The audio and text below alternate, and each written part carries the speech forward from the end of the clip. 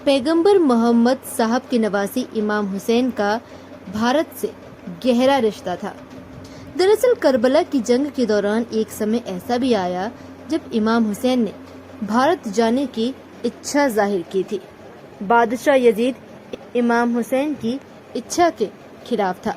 इमाम हुसैन को भारत आने की अनुमति नहीं मिली और उनके खिलाफ जंग छेड़ दी गई। कहा जाता है कि चंद्रगुप्त द्वितीय ने भी इमाम हुसैन को भारत आकर रहने का न्योता दिया था। हालांकि चंद्रगुप्त विक्रमादित्य और इमाम हुसैन का टाइम पीरियड बहुत अलग है, जिसकी वजह से इस कहानी को बहुत प्रामाणिक नहीं माना जाता। कहा जाता है कि इमाम हुसैन को ढूंढते हुए चंद्रगुप्त का दूत मुहर्रम की 9 तारीख को करबला पहुंचा। दूत ने इमाम हुसैन को खत दिया। इमाम हुसैन ने खत खोलकर पढ़ा तो वह मुस्कुराकर यजीदी फौज के लीडर उमर इब्न साद से बोले, अगर तुम मुझे जाने दोगे तो मैं अरब छोड़कर भारत चला जाऊंगा।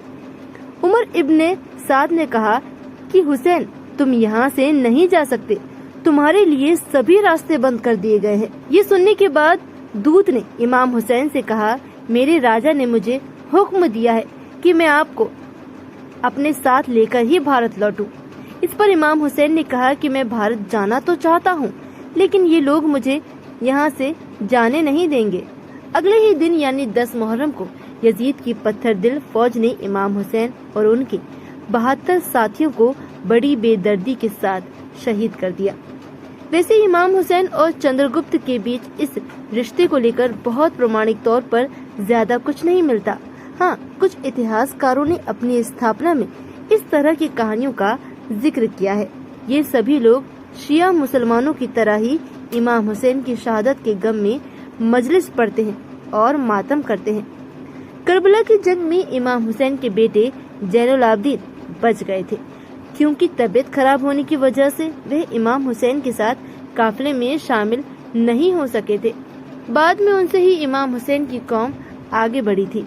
करबला में इस्लाम के हित में जंग करते हुए इमाम हुसैन और उनके परिवार के लोग मुहर्रम की 10 तारीख को शहीद हुए।